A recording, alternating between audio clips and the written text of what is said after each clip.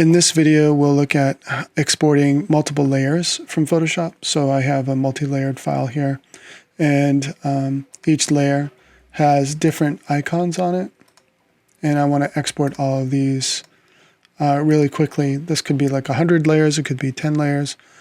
There's a way to do this in Photoshop if you go under File, Export, Layers to Files.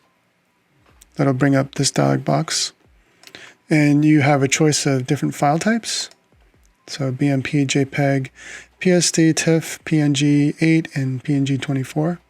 So I know that because these are icons, I want them to be PNG 24s with the transparency in the background.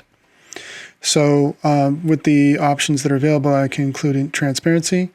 If I need to, I can trim the layers so that they're the size of the graphic, or not trim the layers. So if I wanted them all to be consistently the same width and height as the canvas, I would turn this option off. Then I need to browse to set a destination, and this will be fine. It's going to create a folder, and it's going to give it a prefix, and the prefix comes from the file name. And then once I click Run, it'll go through. You can see that it's doing some things with visibility on the layers, and it's saving them all as PNG 24s. And then it says export layers to files was successful.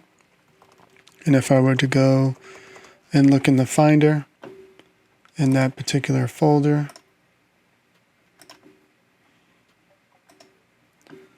here's all the layers, files. You can see the prefix, and they are all saved as PNG files, including this one.